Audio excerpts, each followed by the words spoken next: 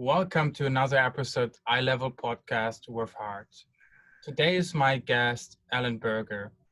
Alan has a master's degree in special education and is a director of a nursery school. He's associated with Liberation Prison Yoga and is very passionate for it. Welcome, Alan. How are you doing today? It's excellent to be here. I am really grateful for you even asking me to do this, so thank you. So, Alan, let's start right away. Who are you? All right. Nothing like the big open-ended questions. No warm-up. No warm-up. It's pretty encompassing. I mean, I'm a lot of things. I guess one of the greatest things I am is a father and a grandfather and a husband and a son. Okay, so all those things, I guess family is really embodies and helps define who I am a lot, especially my parents, who are just incredible people, and I've gotten so much from them throughout my life, and I have two brothers as well. So if I had to say, who am I? I'm pretty much made up of all my family experiences, those that have come before me and those that I've helped to create in some way. What makes your parents incredible? Boy, they're just, well, they're 89, and that's my mom. My dad's about to be 92 next week. And they've been together, I think it's going to be, 68 years. So they individually and as a couple are both they offer so much to the world.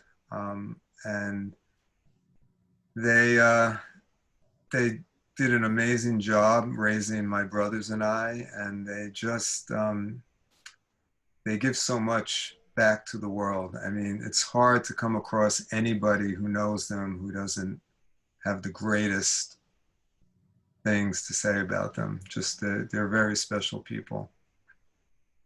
Yeah. So what are you offering to the world? Well, I've come to realize it's probably been quite a while now, but I would say my whole life, in a way, or my whole professional life, has been defined by service. And a lot of people, ask like the big philosophical question: why are we here, or what is my purpose, on Earth?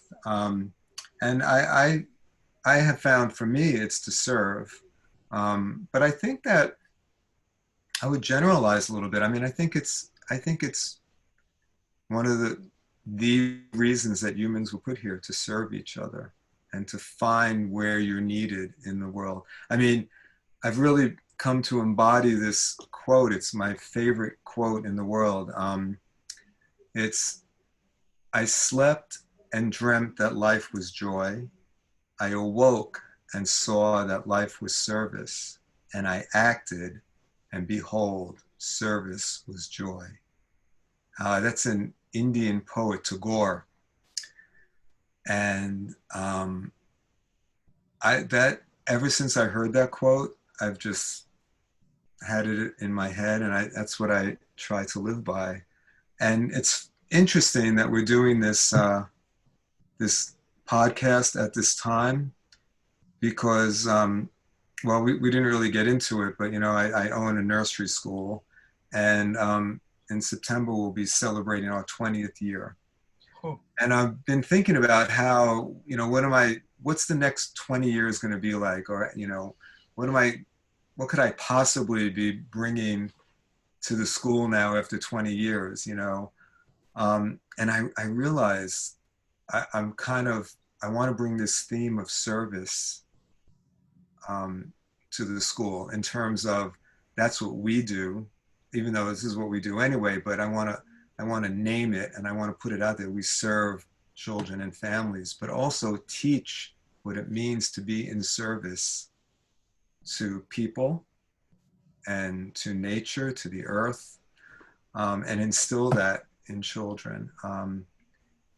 And we pretty much embody that already, and we have all these years. But now I just feel like that's the next epoch for the school, the next place we're going to go. And I'm actually really excited about it. It's kind of energized me even more about the school and where we're headed. So when did you first come in touch with service? Um, hmm. You know, that I'd have to really think about how far back I go, but I would say that that it kind of started when I was 15. I mean, there might be examples if I really thought about it, I could go back further. But when I was 15 years old, I got a job at a camp called Camp Lighthouse that served people who were blind, various levels of blindness and visual impairment. And I got a job at 15 as a kitchen helper, making $500 for the summer, which was more money than I ever knew I could have ever. And it was an amazing job. I mean, I was working in the kitchen. I was, washing all the pots and pans after each meal. But when I wasn't in the kitchen, I was able to be part of the camp, and I lived in a bunk with the campers. And it was just the most amazing experience of my life. And I kept going back summer after summer. And that's basically how I feel like that was my initiation into service in a lot of ways. And everything I did since that time has built on this idea of serving people. And kind of one thing just led to another over the years. And I'll tell you, by the time I was able to purchase the school in 2001, become director of my own nursery school, which also never thought would ever happen, everything in my life had prepared me for that moment. You know, I was 45 years old when I got to school, and everything that led up to that was just what I needed to come into that and make it happen. And believe me, I also had the help of many, many people, most specifically in my family. So service to other people and is a great thing. Do you also serve to a greater purpose and to yourself as a person? I think it's important to be in service to oneself in terms of self-care. And that, well, you're asking all the amazing leading questions because that really, that really moves into another very important part of my life, which is veganism. And that's part of my self-care, and yoga, and my connection to ethical culture, the Ethical Culture Society, and my connection to Buddhism through the teachings of Thich Nhat Hanh. All those things, I think, are how I take care of myself. So yeah, I'm in service to myself in ways that help me be in service to others. But, in ethical culture, we also have this wonderful quote by the founder, Felix Adler. It's bring out the best in others so as to bring out the best in oneself. And I think that has also really worked for me. When I'm in service, I am also really doing something incredible for me. And I'm taking care of myself, and I'm building on the person who I am. So I'm I think part of service is trying to bring out the best in others. And that is something that I try to make a conscious effort to do. Yeah. Can you explain for me now what exactly is ethical culture and how is it practical? How do you use it in your daily life? And yeah, what kind of group or come together is it? Sure. Yeah, ethical culture is a movement that was started in the late 1800s. It was founded by a gentleman named Felix Adler. Um, and he felt that ethics should be the central point of a religious life. And so he built the movement around the study and practice of ethics in the world. And so now there are ethical culture societies, all around the United States, and a lot of them centered in the New York metropolitan area. I belong to the one in Teaneck in Bergen County, and so it's non-theistic and non-dogmatic in any way. There's no theistic belief system. Basically, what we do is every Sunday there's a different speaker on a different topic related to how to connect to people, how to connect to nature, how to live an ethical life, or pertinent issues that are going on in the world that we want to hear about from a certain speaker. And then it's just all about community.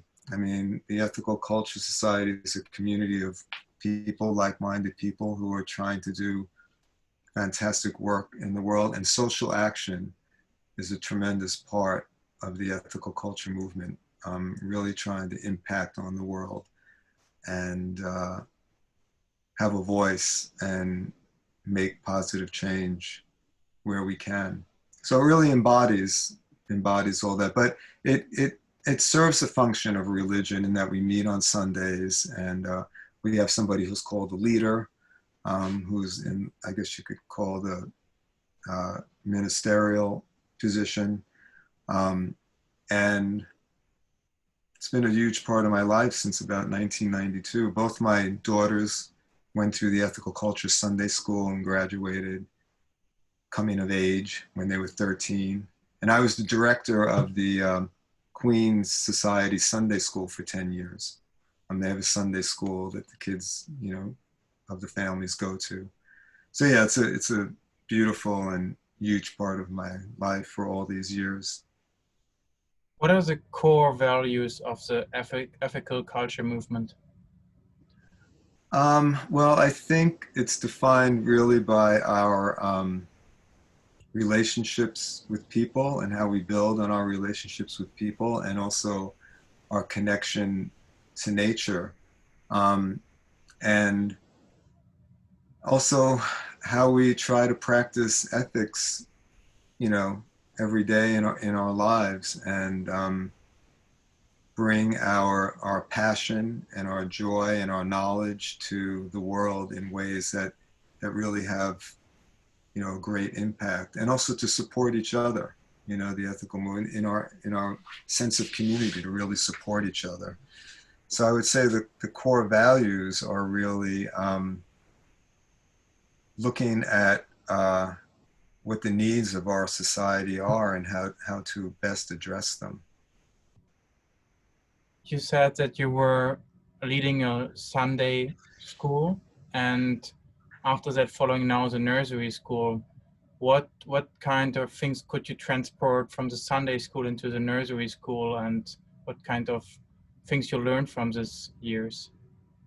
Well, being director of the Sunday school in Queens for all those years was just fantastic, and there was a lot of freedom around, what we could teach, and we would teach about all religions, about all cultures, and it was very rich in terms of our ability to give children. I used to say that I wish ethical culture school was 5 days a week and regular school was only 1 day a week, because I felt like we did so much, on those Sundays.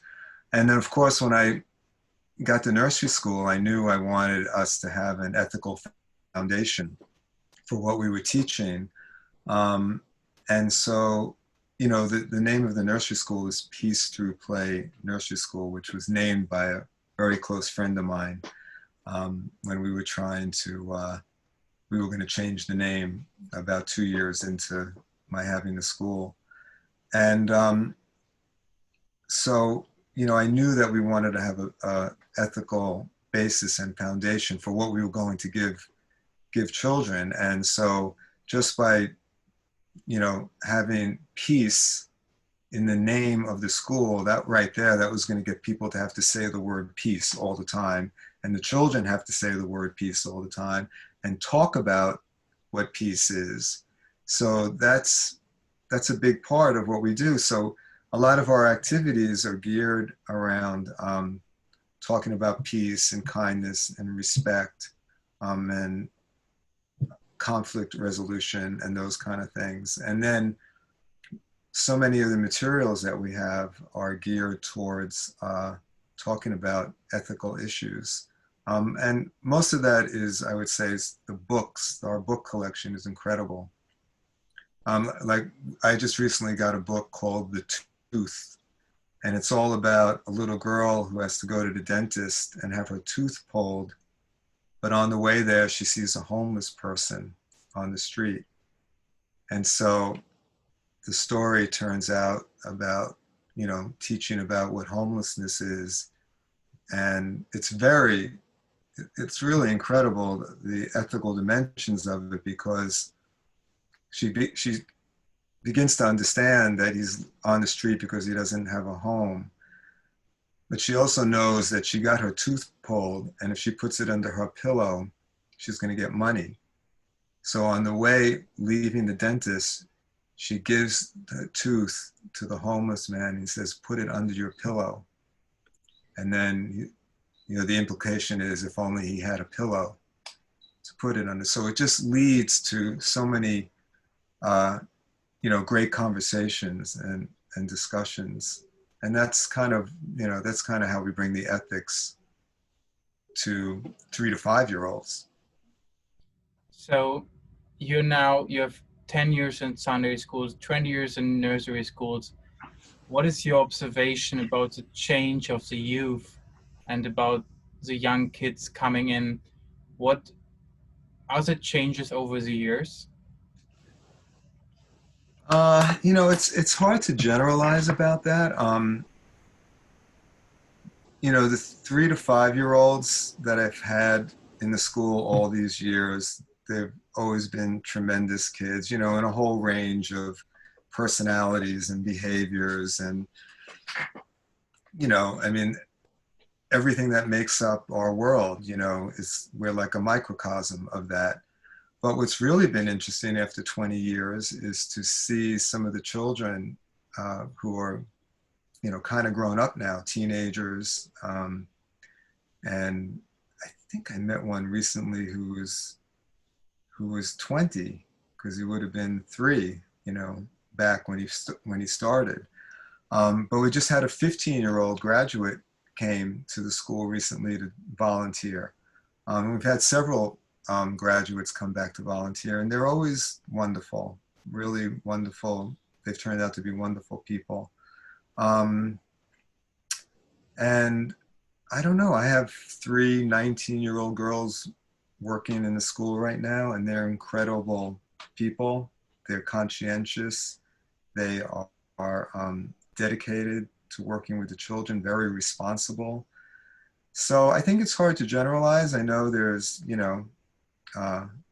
been, ongoing discussions about millennials, and, there's all these categories of young people and what groups they fall into and how they behave.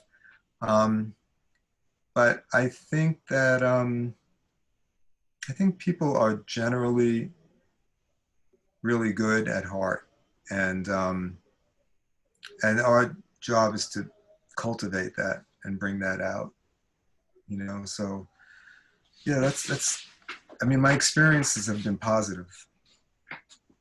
So you mentioned that conflict resolution is a big part of this peaceful play. Can you give an example, um, for example, what can happen and how you're dealing with the conflict in this way of peacefulness? Well, even though the school is called Peace Through Play, it's not always that peaceful. And you know, someone once said, I used to have 3 theories about raising children, and now I have 3 children and no theories. So it's kind of like that, uh, sometimes you know, you can't predict what's going to happen among children, and you don't know what's going to lead to a conflict. And we do a lot of things to try to be proactive, but it's inevitable. Of course, conflict is inevitable, and what we want to teach children is how to be with it. So really, our approach is to do a lot of talking and try to get children to talk to each other about what might have happened. And of course, it sounds cliche already, but to use their words as opposed to hitting or lashing out in some way. And then there are other things that we do to talk about um, conflict proactively, I guess you could say, and to talk about peace and what peace is and how can we be peaceful. So to that end, we have a peace pole, and I don't know if you saw our peace poles when you Yeah. visited. So we have a little mini peace pole, and we use that in circle time. And the peace pole, it says "May peace prevail on earth" on it, and it says it in several languages. And it's an opportunity to talk about peace, and to cultivate peace in children. What does it mean? How do we think about it? How do we act on it? We also have a peace rug, and it's a little rug. It's in a circle, and it has a peace sign on it. And we put that out during circle time, and we ask if anybody has had any conflicts up until that point in the morning. And they can come on the peace circle and they can talk to each other. And it's beautiful in front of the whole group, in front of the circle. And the other kids can get to see how the conflict is resolved, and the 2 people who had the conflict can talk about it and tell each other how they felt. Um, it's really amazing. And sometimes children just come on the peace rug and they want to say something beautiful to each other, like, I like your shirt, or I like your hair, or I love you, and then they hug, and it's quite moving. It's quite beautiful.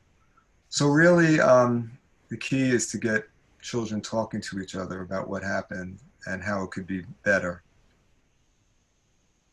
You have you have also a master's degree in special education and early childhood. Why did you choose this path? So that takes me way, way back. So, uh, I went to college, and I studied sociology and social work, which I loved. And then I came out, uh, and I had all this experience working at these camps over the years with people who were blind and visually impaired, people who were deaf, developmental disabilities. So I knew, like, I was headed in that direction. But finally, I got a job as a child care worker at a place called the New York Institute for the Education of the Blind. It was in the Bronx, and I worked from 3 p.m. to 9 p.m. It was a residence for children who were born with disabilities as a result of the rubella outbreak in the 60s. Let's see, was that? Yes, because they were 12 and 13 and 15-year-old kids.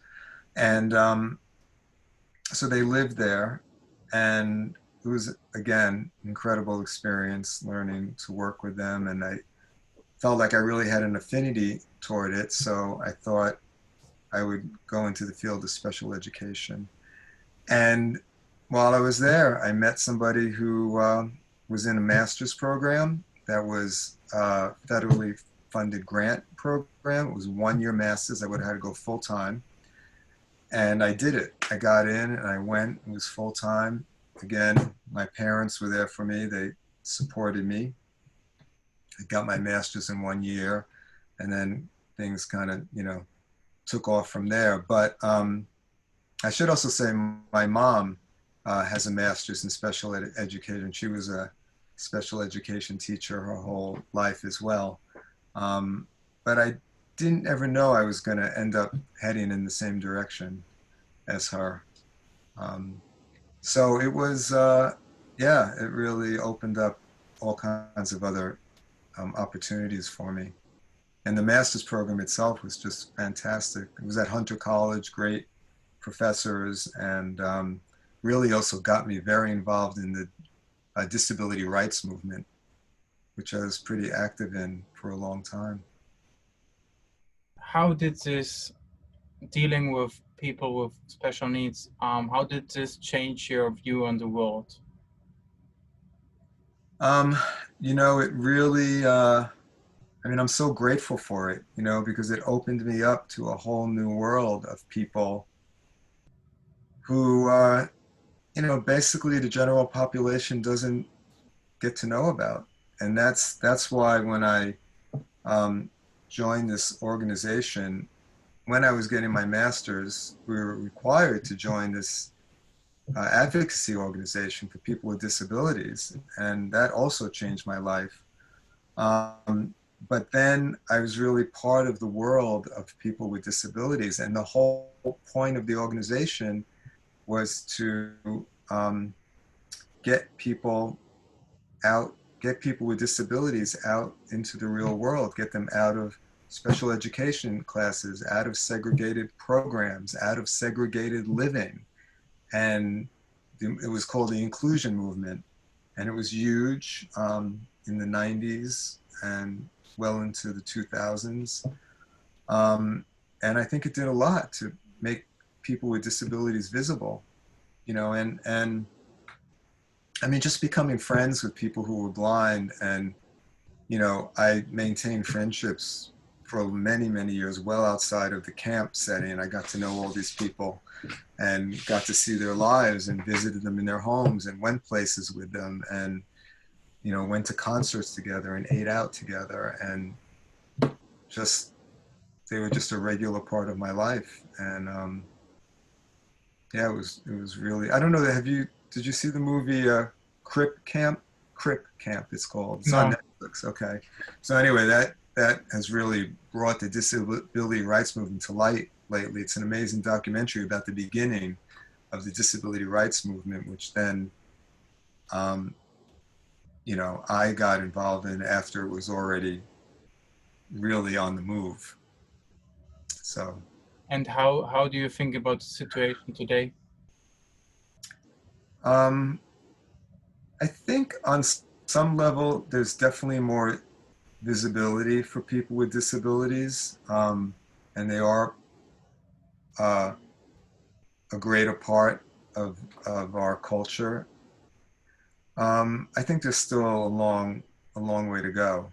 Um, and when I got to school back in 2001, I mean, that was kind of a dream of mine to have my own, regular nursery school that would be inclusive, that we could include children with disabilities over the years, and we did include many children over the years with disabilities of various kinds.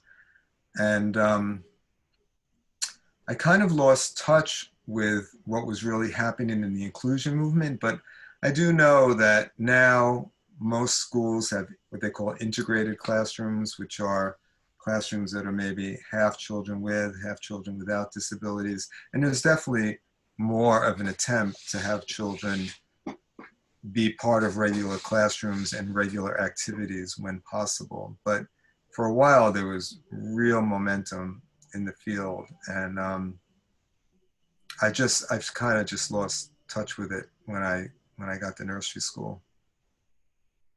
Okay.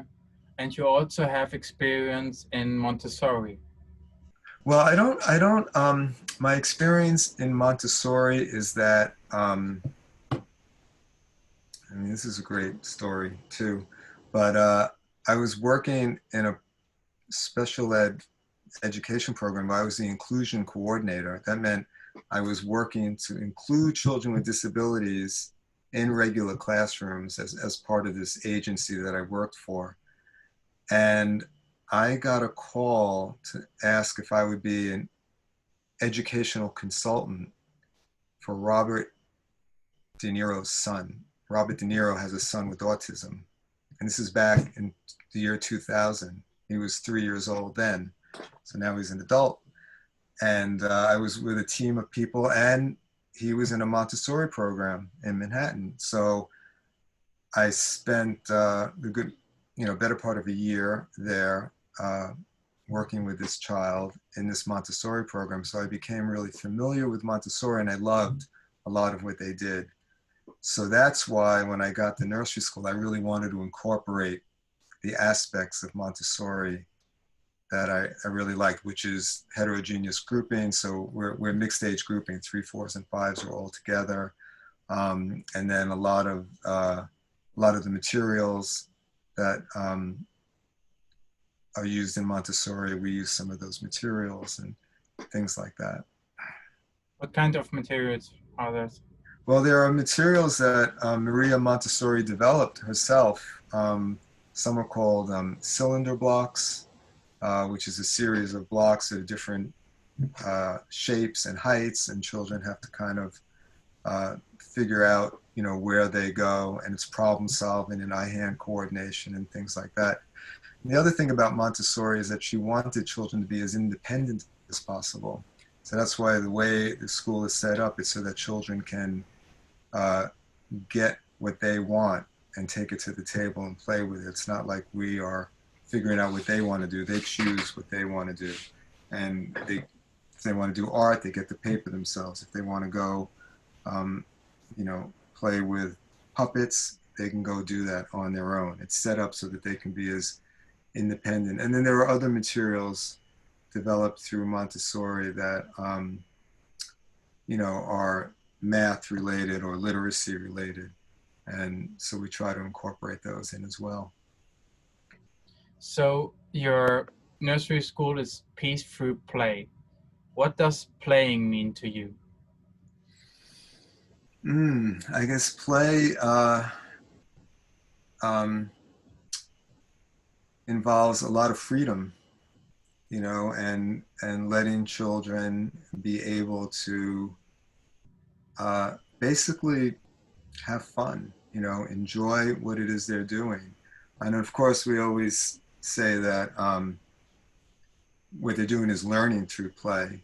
And in fact, a lot of the research bears out that children do better in school when when they have this early play experience early in life. And so, yeah, everything is set up so that children are, whatever they're doing it because it's something that's enjoyable for them and they're getting something out of it. So there's nothing rote about what we're teaching or what we're providing. It's if they're not having fun, and then they shouldn't be doing it. And so, yeah, play connotes a certain degree of freedom and just ability to promote joy.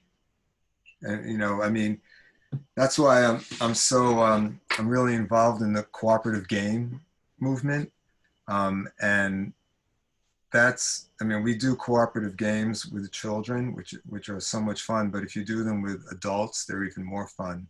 And, so many people have said to me, oh, I wish I could come to your school and do art, or play with this or play with that and make Play-Doh.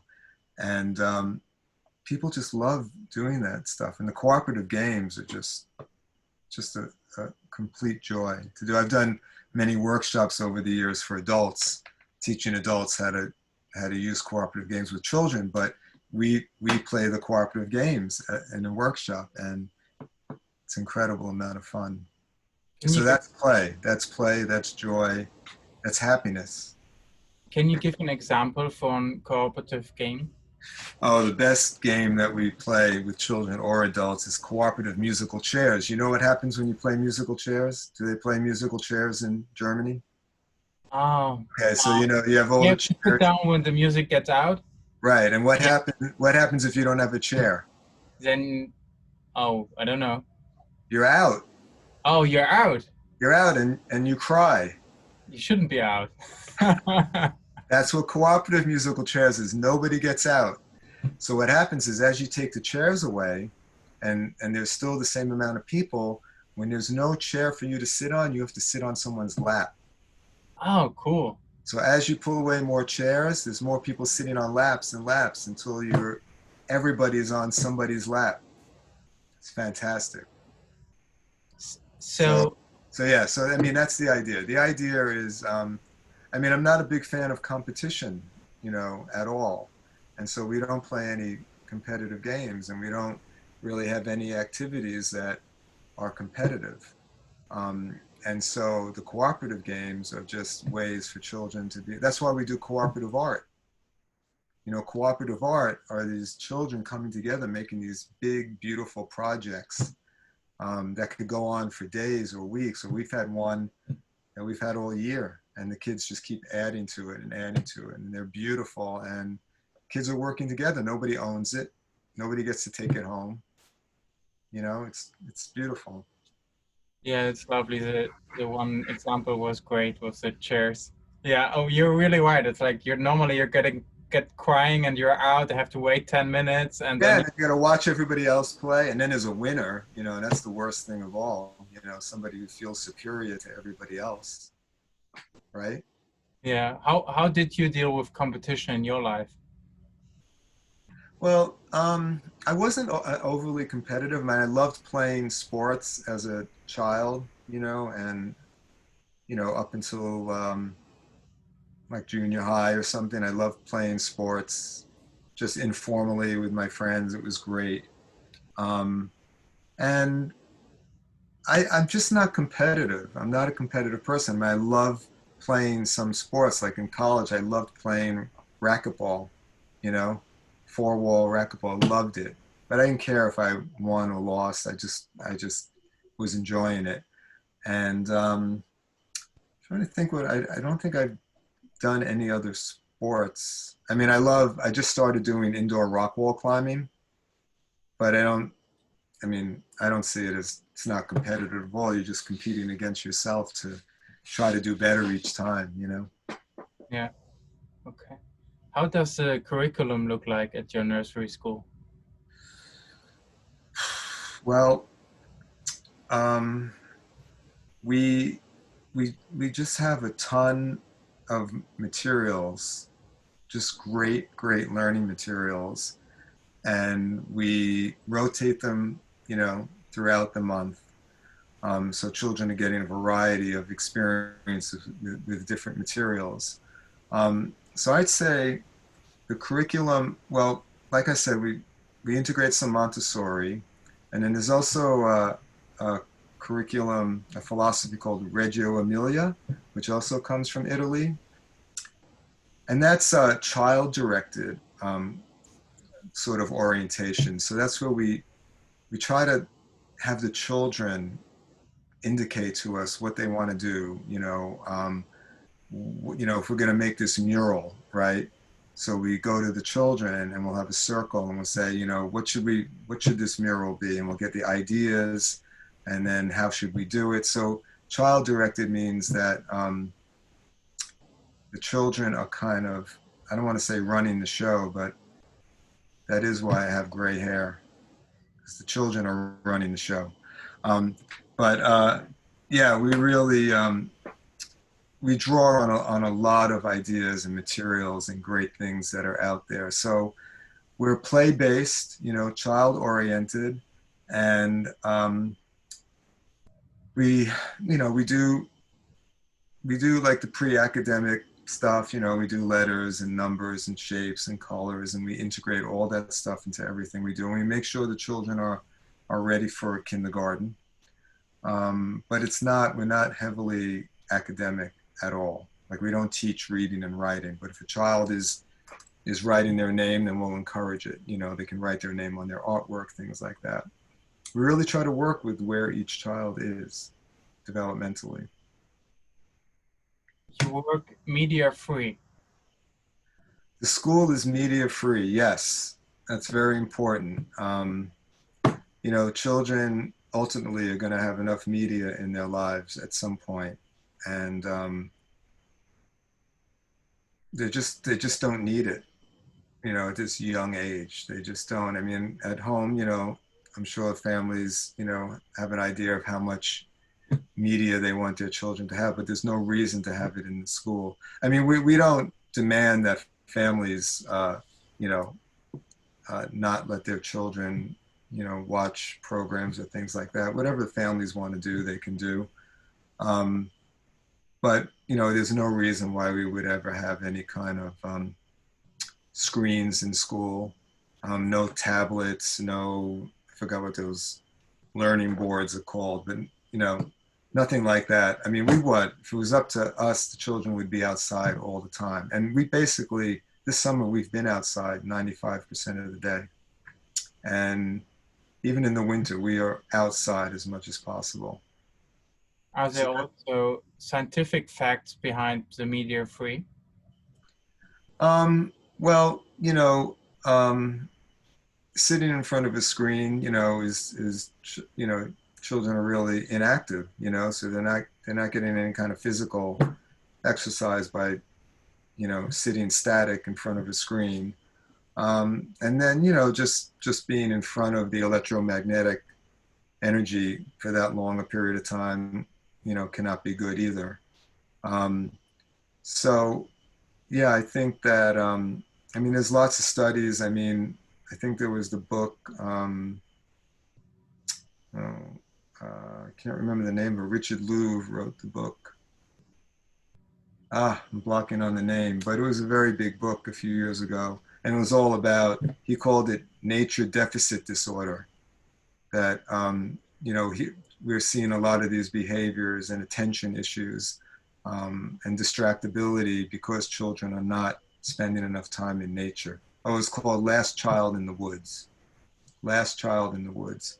And that was a big influence for us. But I mean, we've been outside since I've opened the school. We've had the woods, we have a huge playground, and um, that's the idea. The idea is to connect kids to nature as much as possible. You consider yourself to be a green school. What is a green school? Mm. Well, it's a lot of things. One, it means that the products that we use to clean the school are green. Okay, so no chemicals. And we try to maintain as healthy and clean as environment as we can. It means we use recycled paper towels and napkins and toilet paper. And we use biodegradable plastic. Now, these are all good things, but eventually I would like to become a zero waste school, and something I've been talking about for years. And I think we keep moving in that direction. So even though those are good things, you know, it'd be nice to figure out how do we not create any waste at all.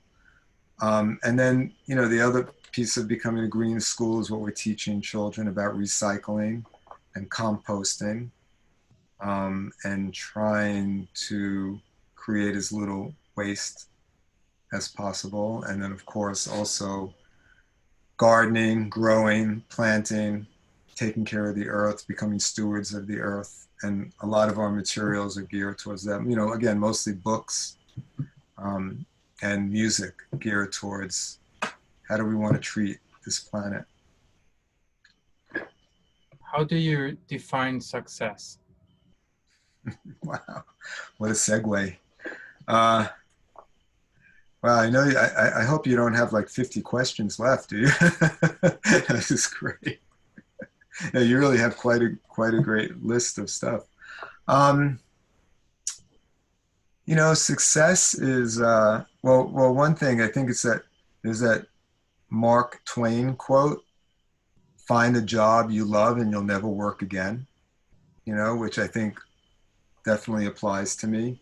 I feel successful because I found something that even after 20 years of being so fully involved, it feels great. And it feels great to have tried to have an impact on children and families all these years.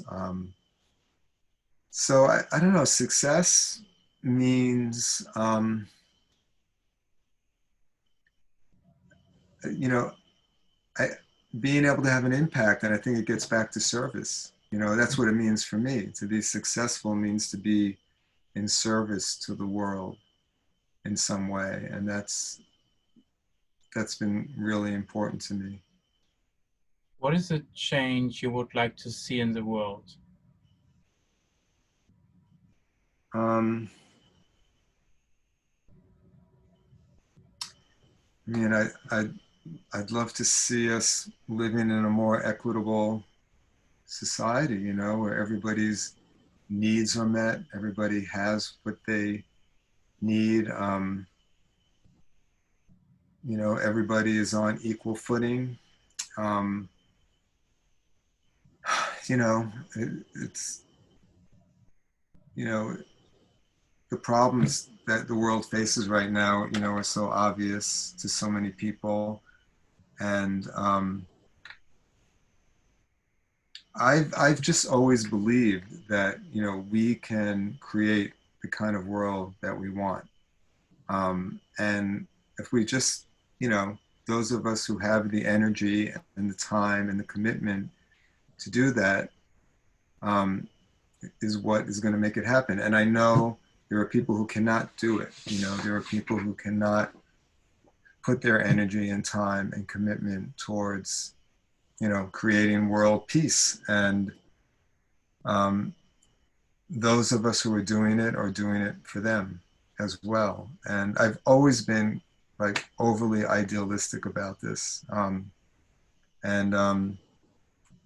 I remember like back in college, I think my junior or senior year, I, I, I got written up in the local newspaper because I was taking a sign language course. And they asked me why. And I said, well, I wanted to learn sign because I wanted to be connected to as many types of people as I can. And I said something about, maybe I'm too idealistic. And this professor who read the article wrote to me and said, never feel that you're too idealistic. Idealism leads to change.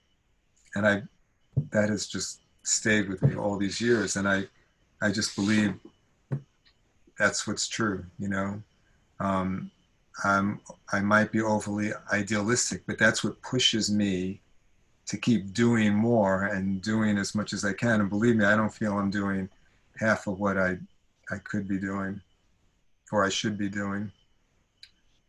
You also mentioned that you do veganism, that you eat vegan.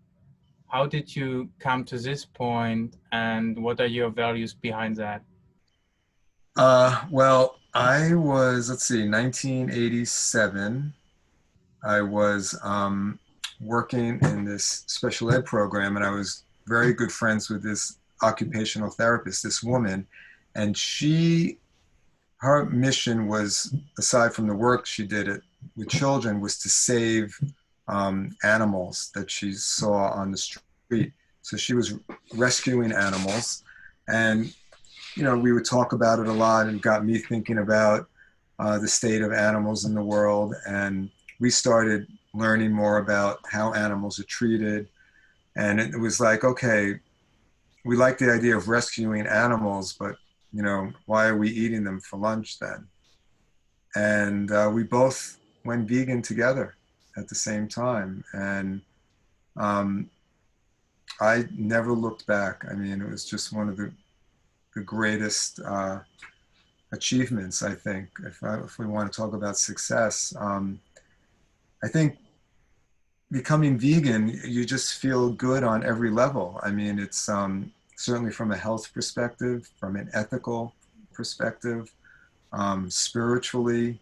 It covers a lot of ground, you know. I mean, and now in recent years, all this research that has come out about how veganism can help climate change, you know, by eating less meat. Um, and so it's been tremendous. And I recently got involved in this organization called Vegan Justice League. Now, here's the thing. All these years that I've been vegan, I felt I was saving animals' lives, right? Because I'm not eating animals, so I must be saving some lives. But as it turns out, the animal agriculture industry is subsidized by the US government every year. So it doesn't matter how many animals I'm not eating, the same amount of animals are being killed every year because it's subsidized by the US government. So they're just still, you know, raising and producing as much meat as ever, but if it's not sold, they're subsidized. So it doesn't matter how much less meat we eat. So this woman, this great woman, Connie Spence, she started the Vegan Justice League to start lobbying and looking at the legislation that allows us as taxpayers to subsidize the killing of billions of animals a year. And so that was a real eye opener for me. And this woman is incredible. She's researched it and studied it and writes about it and makes videos about it, and she's phenomenal. And that has really been an influence on me in the last year. And there's also a difference between vegetarian and vegan. Why did you choose to go vegan and not first vegetarian, for example? Sure. Well, because if you're vegetarian, there's still you know, you're still contributing in some way to the killing of animals because it means you're eating dairy. And so, you know, dairy, the way dairy is produced, the animals are still ultimately being, well, they're being exploited no matter what to produce dairy, and then ultimately they're being killed. And it's unbelievably cruel, you know, that level of exploitation to create dairy. So you know, I knew right away the level of involvement on all aspects of exploitation of animals for food. And so that was why I became vegan. So for how many years are you vegan now? So 33, 33 years. 33 years. Yeah, it's been amazing. And, you know, vegans aren't going to, you know, we're not going to live forever. You know, we're still mortal, but it's really a question of how do you feel every day? How do you feel every single day? That's the health aspect of it for me, you know. And I think it does increase your chances of longevity, you know, definitely. But I just want to feel good and energetic every day. And I think by eating plant-based diet, I try to eat as much raw food as I can, and a lot of juicing, a lot of smoothies, a lot of sprouts. You know, that's my main source of protein.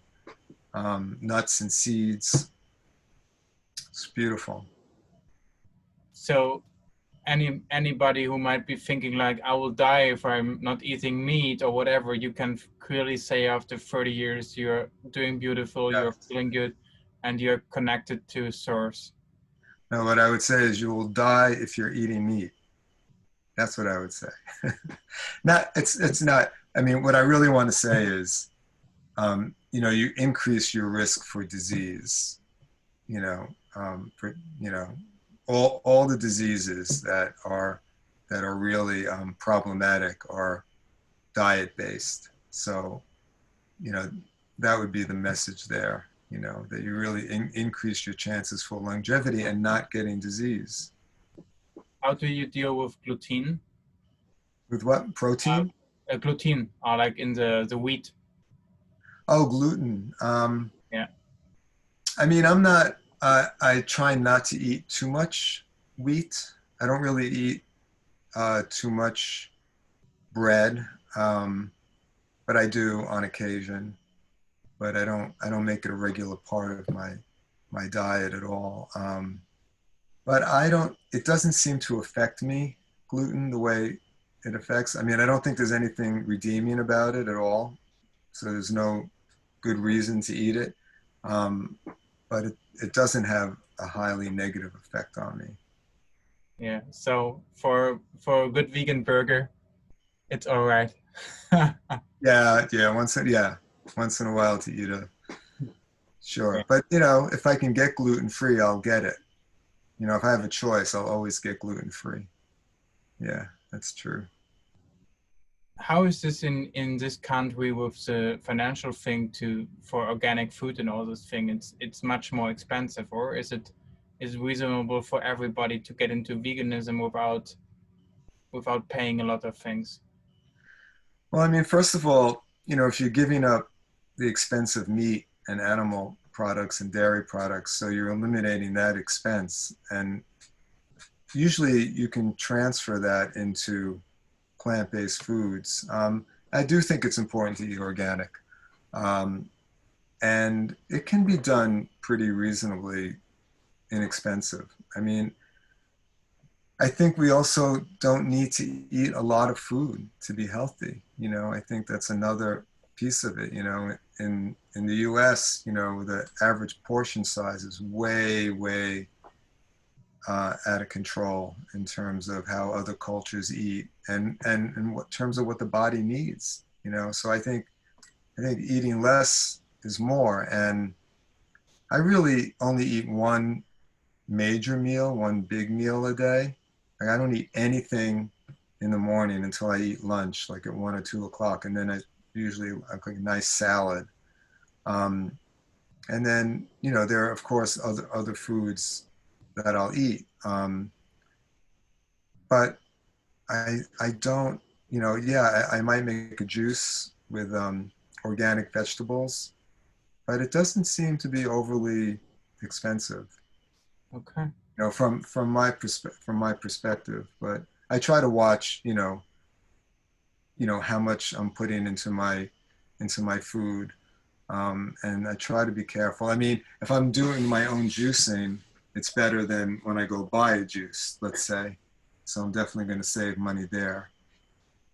Okay. Yeah. I think the big point what you pointed out is to eat less, and Yeah, it's because then amazing. when you decrease the amount of things you eat, then you are getting used to a new style of living, and then you can adjust it in the way you want to do it. Yeah. So I'm completely with you in this point. And then of course, like the exercise is so important too. I mean, yoga. That's why yoga is such a tremendous part of my life. It works every system of the body. And I don't know if I ever mentioned this to you, but I also do rebounding What is on a that? it's on a mini trampoline.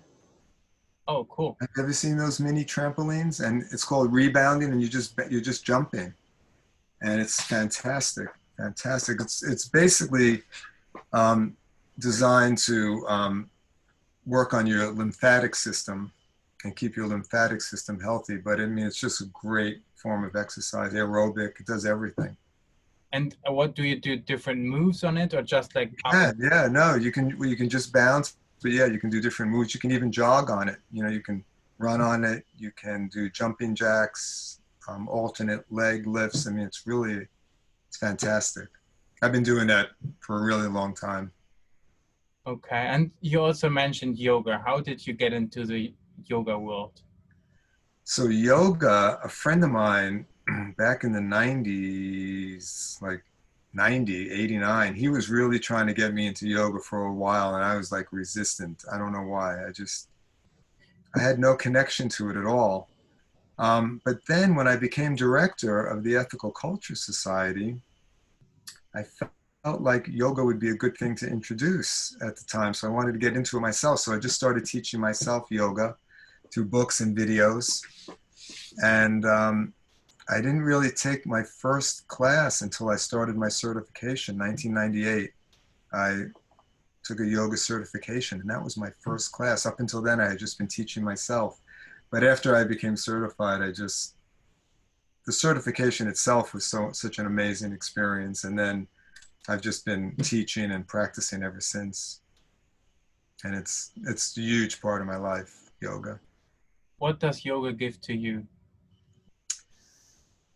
Well, of course, there's the physical piece, which I'm really love, because it literally works every muscle in your body. It can be aerobic, it's flexibility, it's breath work, so it's all those things. And then also the meditative aspect of it, the calming piece of it. I mean, yoga can be very active, but then it also can be very calming as well. And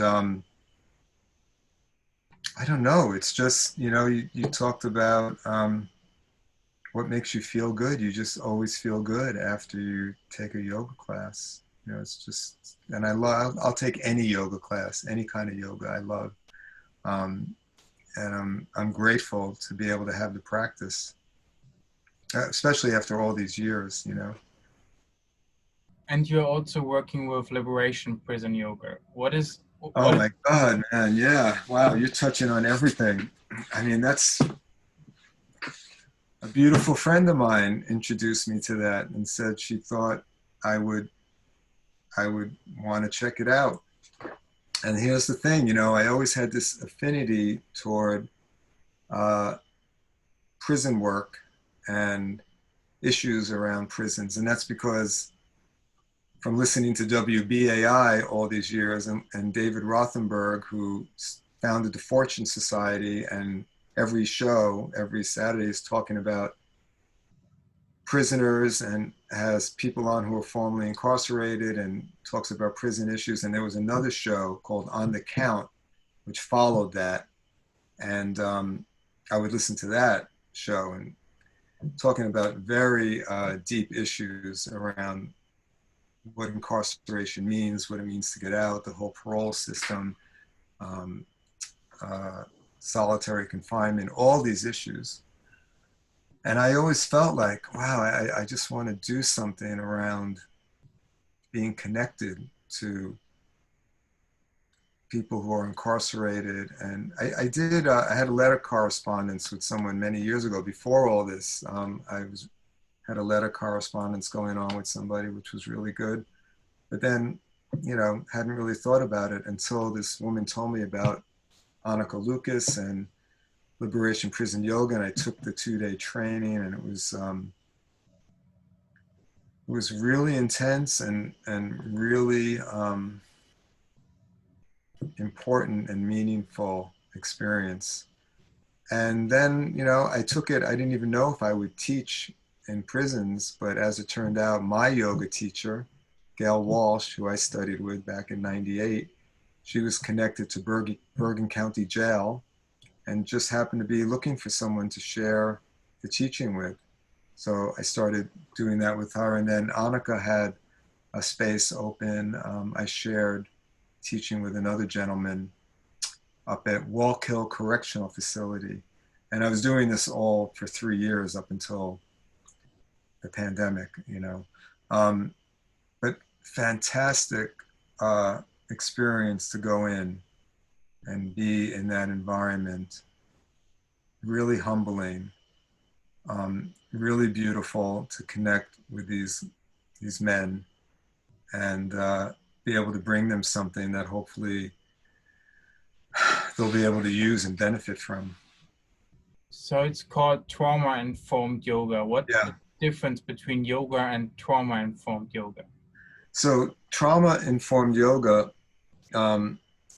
means that we teach in a way that we're really sensitive to people who have experienced severe trauma in their lives. And that's why we go into prisons, because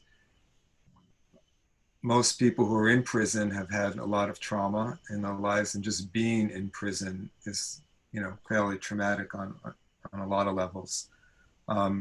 So trauma-informed yoga is we want to teach people who have trauma yoga because it's so beneficial in so many ways for helping to release trauma and deal with trauma and give them a tool and a way to connect with their bodies in a positive way.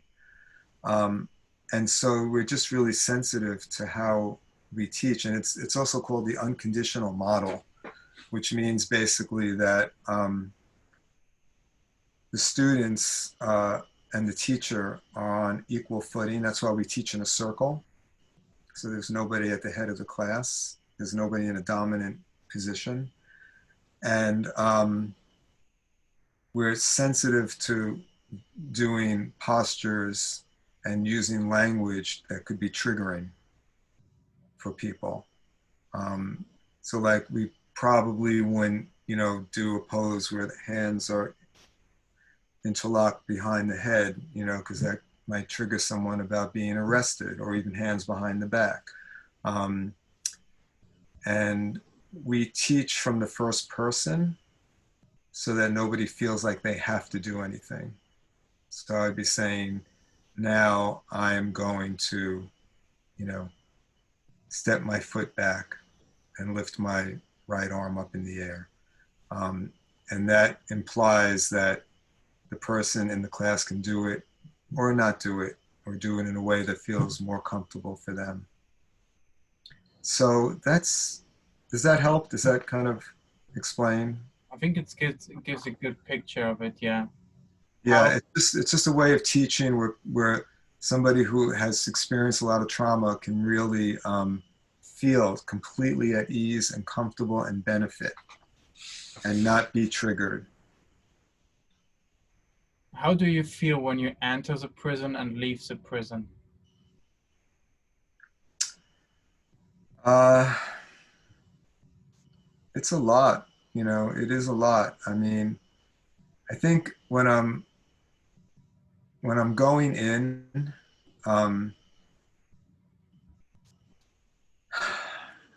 you just really feel the bureaucracy.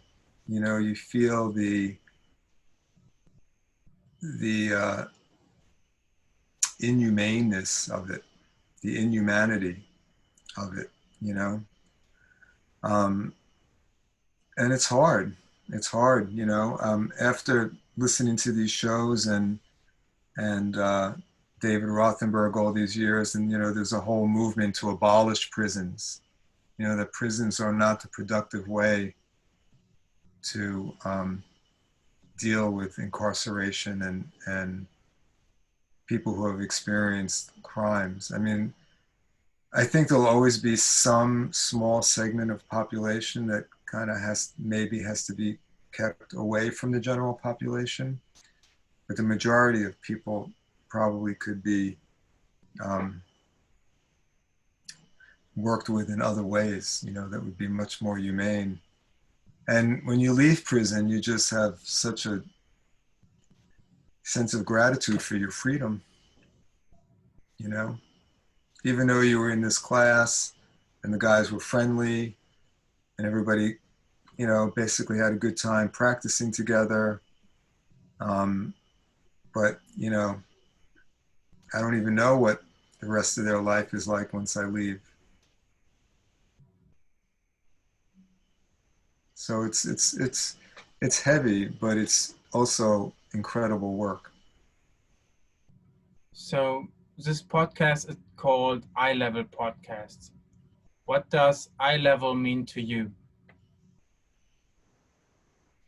The first thing I thought of when you said that is that in early childhood, one of the best practices is when you're working with young children, is that you never talk down to them from above. You kneel down and you get on eye level with them and you talk to them at their level, or you sit down in a chair, but you never talk to them from above because you're this towering person above them. And it's not, it's not a real human connection unless you're at eye level.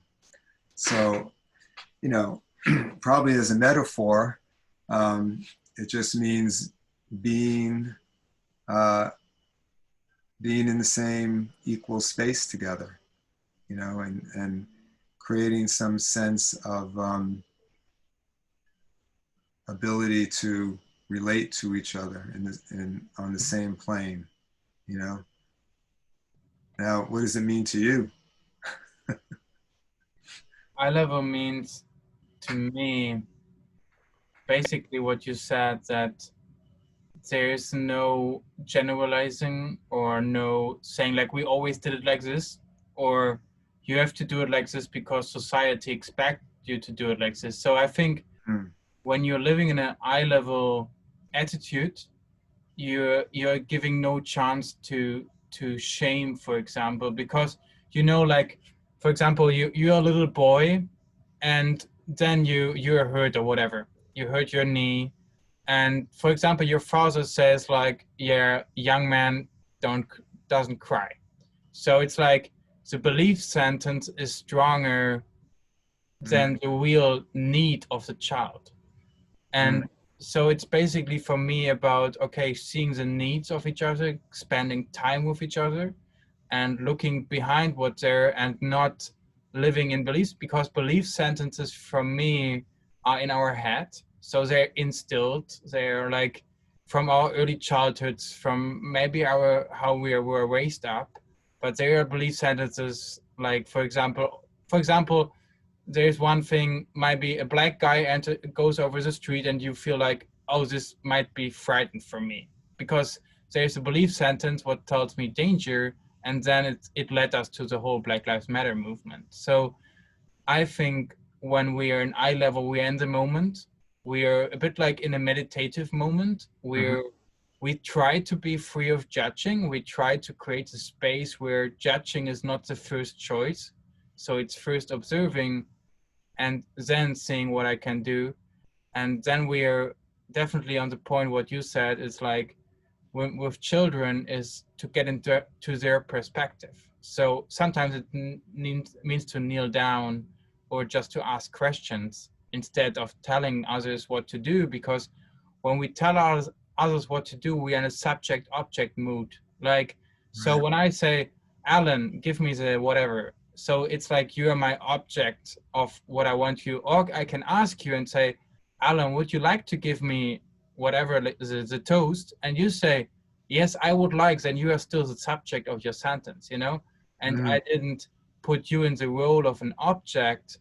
I think this objectivation is good for emergencies, where you, like, when, for example, there's a fire in your nursery school, you have have to to, do something, yeah, you right? have bomb, bomb, bomb. That's clear. But whenever there's time, you can take your time for communication, and so that's eye level for me. Yeah.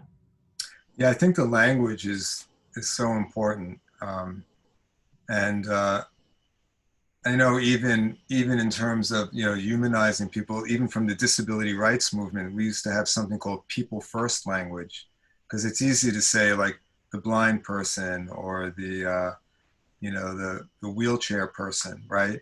But the people first language wanted to say a person with blindness, or there's he's a person in a wheelchair, so you're putting the person before the disability. And yeah, I think that kind of speaks to this whole idea of connecting in a way that it feels equal. Yeah, I love this idea. Like, when I think about, for example, I'm a person with a German passport, and you are a person with an American passport, but we are both human beings. But we have different passports, but it doesn't matter to anyone. But it's just like, I'm not talking about that's a German and that's American. It's more like, okay, we have different like we could change the passports. But yeah, we're trying to transcend labels. Yeah, exactly. Yeah, Basically, that's a good point. Yeah, that brings it to the point. yeah. How do you think eye level and love are linked to each other? I mean, again, well, it's interesting. My my wife Stephanie, she has this practice um, of I think they call it. She belongs to a certain philosophical school, and I think they call it eye gazing. And it's just like we're in a moment, you make eye contact with somebody who you're with, and you just have this moment of just looking into each other's eyes, like, for a long time without speaking. You're just really connecting through this eye gazing.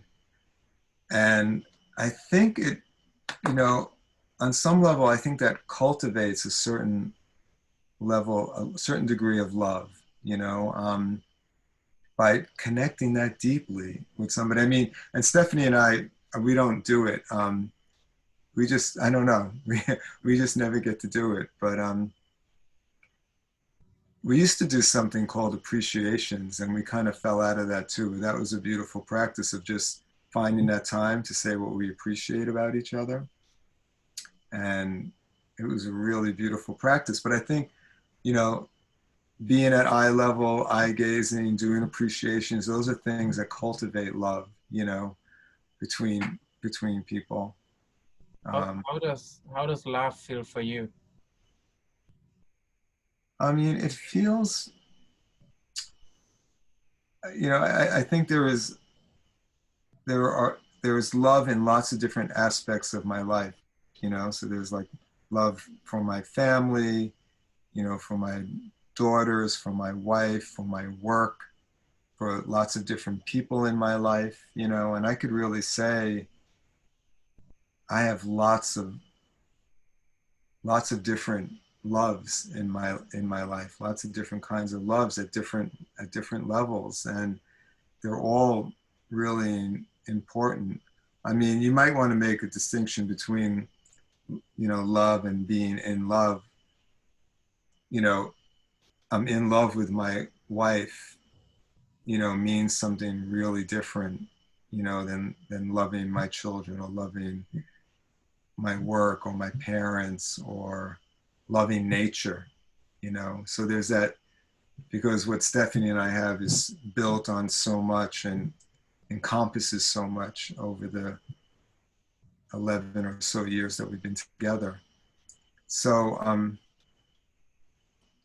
I think that, but love on all those levels for me means that I just have a deep sense of connection to these people or these things, because they either feed me in some way that's so important, or I get something that's so important, or it makes me feel good because I'm able to give something that is really meaningful. So I don't know if you would call that something else, but I can see that as love for me. A whole bunch of different kinds of love. Thank you for that insight. That was very personal. What does down to earth spirituality mean to you? Well, the word spirituality is just so overused, and I don't find myself really using it all that much. I mean, I say that I have these practices in my life that are really reinforcing to me. So I don't know if there's something that I would even call down to earth spirituality. I mean, my spirituality comes from a lot of the things that we talked about, from ethical culture, which I do feel is an incredible sense of spirituality about belonging to that community. And we do, there are a lot of rituals and events and things that we partake in that bring, I mean, community to me is spirituality. Community, building community is one of the biggest parts of my life. And that happens a lot through the school and through the other organizations I'm involved with.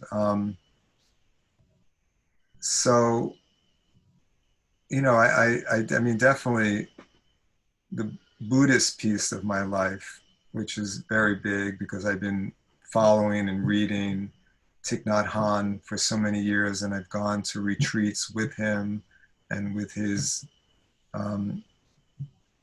monks and nuns, and just fantastic stuff that I've really incorporated into my life, that I utilize on a daily practice, like just conscious breathing, just being aware of the breath. So those are all things that add to, if you want to call it, my spiritual practice, or just who I am as a person. What does fascinate you about Buddhism? Oh, about Buddhism? Well, first of all, I think at the heart of Buddhist practice is meditation and mindfulness practice. And again, like, now this is the form of Buddhism that I've been connected to all these years, since around 1992. And I haven't really, like, I don't know much about Tibetan Buddhism or any other forms, but Thich Nhat Hanh I really fell in love with. And I've been reading him all these years, and there's something about, the Four Noble Truths that just rings true for me, about life being suffering. There is suffering in life, it's inevitable, and then how do you transcend suffering? And also, I mean, there's so many concepts, in Buddhism about, non-attachment and, overcoming desire and all those things. So it's just spoken to me all these years. I mean, I was raised Jewish, and I'm still connected to my Jewish culture, although I don't practice Judaism. But my family still has holidays and things like that. So, but it didn't speak to me in the same way that the practice of Buddhism did. That it was really something I could put into practice and use and keep with me. So although it's all those things together, though, yeah, there's another phrase that I know from people who have been in 12-step programs. Is a phrase that's just keep doing the next right thing, and that has always resonated with me too. Like, if you have that in the back of your mind and you want to live an ethical life, right? If you can just keep doing the next right thing, you'll be in good shape. Thank you, Alan.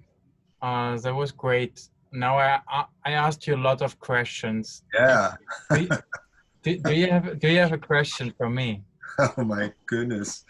Well, first of all, I mean, you're a pretty amazing person. You really are. And I'm just impressed, that you're a young person and you have really embarked on so much wonderful stuff. But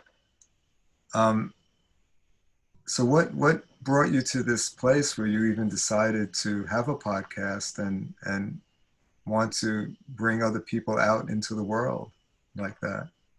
So I think two things together, and both are mentioned by you in this podcast, so I can pick them up.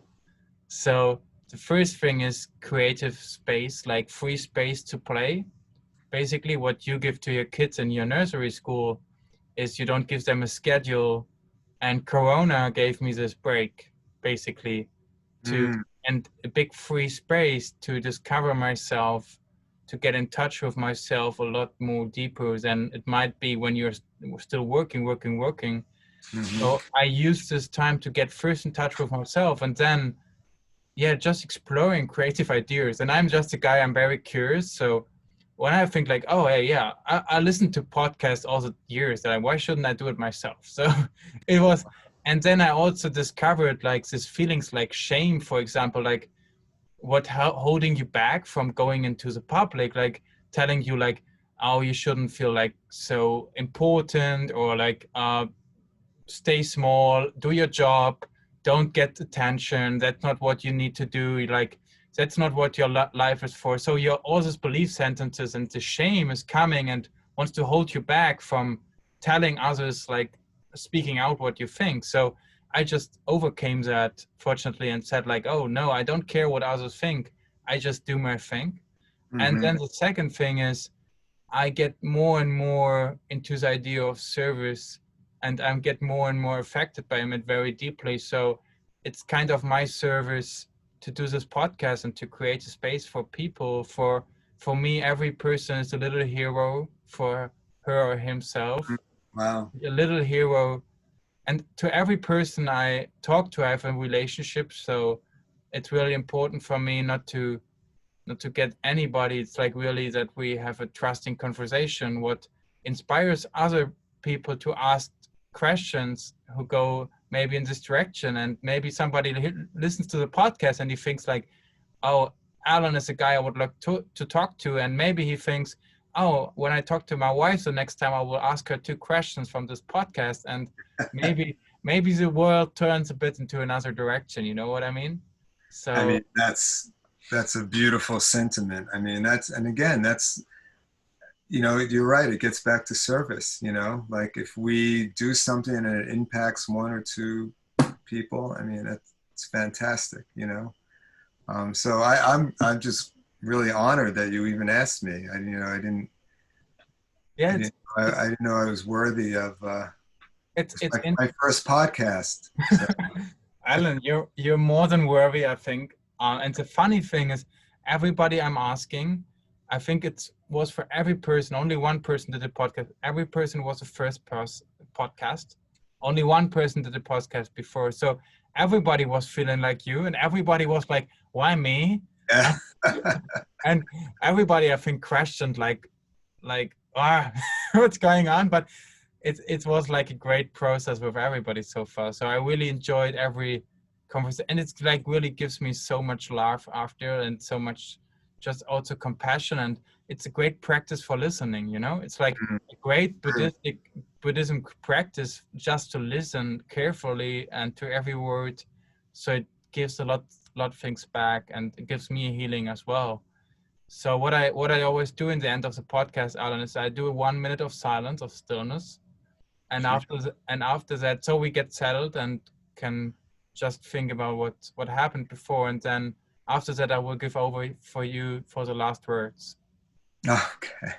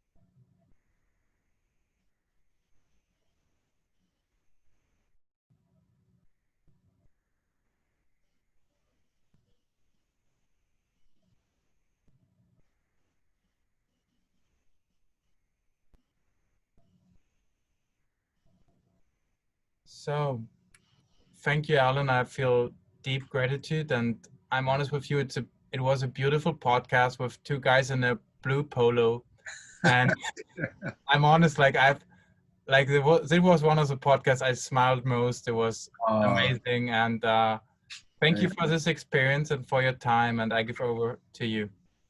well, that little, silence at the end was nice because I did eye gazing with myself. I said, "Let me see what this like." So that was a good experience. I just I don't really have anything profound to say, but I'm just really grateful for the opportunity to talk about service, and I think it's the most important thing that we can do with our lives. And I know so many people who are doing it, and Um, you are definitely one of them. So thank you so much, Tobias. Thank you, Alan. Bye. Bye.